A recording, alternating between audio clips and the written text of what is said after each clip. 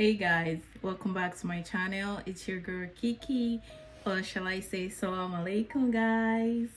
If you're new and here, welcome. My name is Kiki. I post lifestyle, motherhood and travel videos, and if you have not subscribed to my channel, go ahead and do so and turn on post notification to get notified when I post new videos. Also, if you like the video you're about to watch, don't forget to give it a thumbs up, comment, share, and just help me out.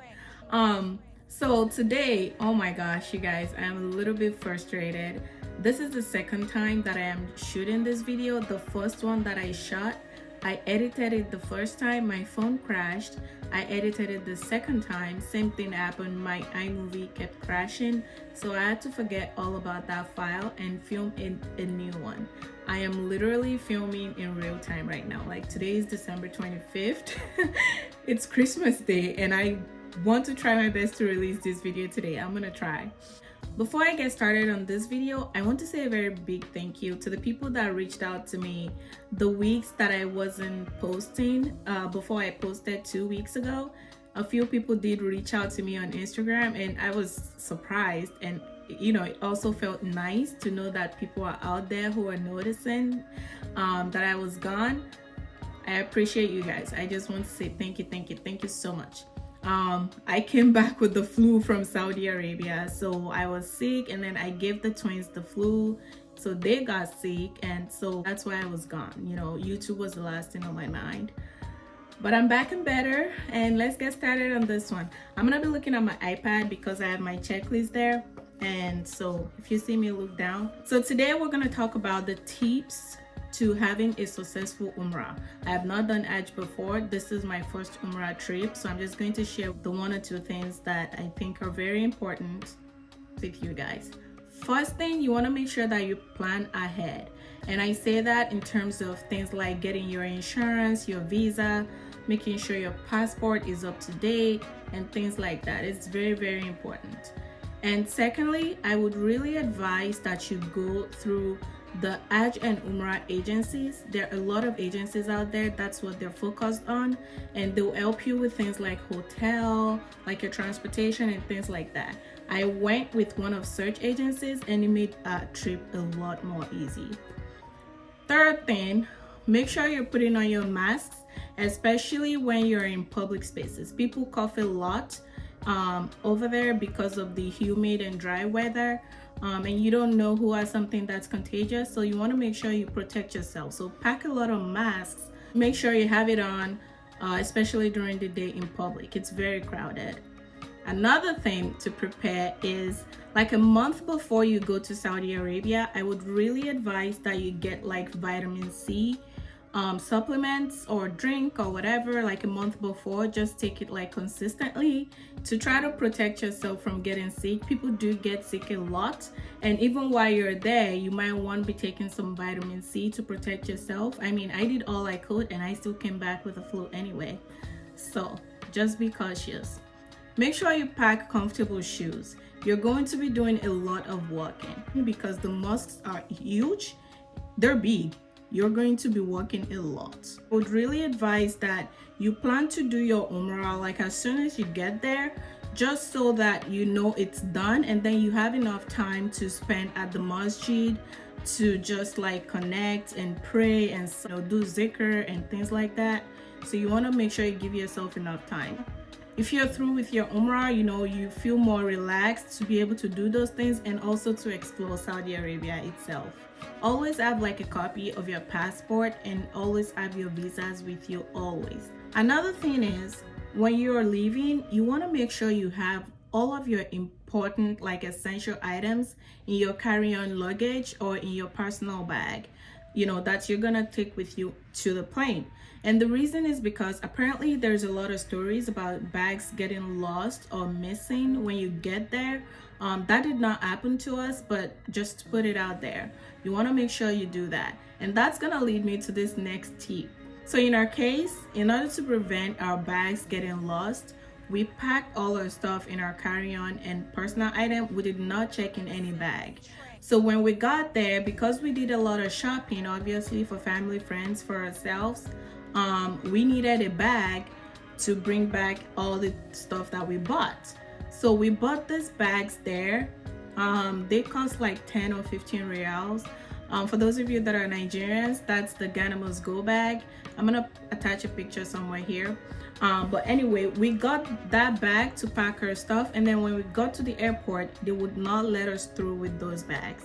That is something that I wish I knew before. So apparently they don't allow those kind of bags at Saudi airport because it's not durable enough. So we had to spend like an extra 100 reals. Yeah, 100 reals to get 2 boxes. I mean cardboard boxes. You know, to get 2 cardboard boxes to like stuff our things in there. So that is something you want to be mindful of. If you, in the future, what I would do is I would have an actual luggage, and I'll probably just put like 1 or 2 things in there. So if it gets lost, I won't feel too bad because it's just gonna be a couple things. And then if it doesn't, I would be able to use the bag to bring back my things because I know I'm gonna shop. Like, I will. Okay. Next thing, you want to make sure that you have something like a fanny pack, or you know, a fanny pack or a backpack or crossbody bag or something that you'll be taking with you every day. I would not advise a fanny pack for women because I guess depending on the size or shape, that can bring out your shape. And you know, when you're doing Umrah, you're not supposed to wear anything that brings out your shape as a woman. So I would be cautious with a fanny pack. When I went, I had a backpack. It worked perfectly. So that's something that I would definitely do again next time. And make sure that you pack your bag light. You don't want to have too much stuff in there. Another thing, if you're going as a group, in order not to get lost, depending on the time, you may want to have something to identify one another with. I saw, you know, people who are traveling in group, they would have something in common, like the same hijab, like the color of their hijab or umbrella or something like that, so that if someone gets lost, it's easy to identify them like from a distance. If you plan to pray any salah in the masjid, and I'm talking about Masjid al-Haram, you want to make sure you get to the mosque early. Like if you can, get there like an hour early. And I say that because it is very like crowded. It gets very rough when it's towards Salat time because it's a lot of people, and you know, there's security guards there that will be directing the men and women on where to pray, but it is really rough. Make sure you get to the mosque early and allow yourself time to pray. You can even pray like on the mataf, but you would have to get to the mosque like super early. I was lucky enough to pray Asr prayer there, and I think I prayed on Maghrib, I'm not sure now, but anyway, I prayed a couple of prayers on the mataf, and then obviously the majority of our salat, the aram. While you're there, give lots of charity, right? You're praying, it's spiritual, you know, there's a lot of rewards. It's a very good time to give charity. You also want to be careful. So, you know, there are good and bad people everywhere. We actually noticed that there are people there who like beg for alms, but they're not actually like needy. We had a few instances. I'm not gonna go deep into that, but just be careful, but do give lots of charity. You might want to have like a portable chair that you can hold. I say that because in the mosque, when you sit for too long, your butt is going to hurt. So there are chairs like in the haram. I don't remember seeing chairs in Masjid al-Nabawi in Medina. I don't think they have them there, but they definitely have them in Mecca at the masjid. I used the chairs from the mosque a couple of times because they were more comfortable, because when you sit on the tiles, you know, the floors are tiled, and the haram, when you sit for too long, your butt starts to hurt. Also, when you schedule your Umrah and your Rauda, the best time is nighttime. Like in our case, we scheduled our Umrah for 2 a.m. and it was perfect. We did our Umrah up until Fajr time, and that's when it started to get crowded, obviously, because there are people in the mosque who wanted to pray Fajr there. So if you do it, especially if you're traveling with children, it's really advisable to do it at night because it's less crowded. Towards the end of our Umrah was when it started to really get like super crowded, because again, it was Fajr time, but we enjoyed those few hours that was not super crowded. It was super easy to get things done and focus and pray. So that's something to keep in mind. And also, when you schedule your router, you want to make sure that you get there early. The line was super long when we got there. We were like a couple minutes late, but you want to make sure you get there early. The lines are long and then they let you in. And when you get in the mosque, keep in mind you only have 15 minutes. The app is going to tell you when you schedule it. You only have 15 minutes and the router space to pray, perform your 2 rakah and pray. The workers there are going to start to like ask you to leave like after a few minutes. Unless you plan to spend like a month or more, I would advise that you pack one clothing for one day. And I say that because I personally would not like to deal with the hassle of having to do laundry there. We did inquire because one of us needed to do laundry, and I know they charge like per kilogram to do your laundry, and also the hotels do have laundry services.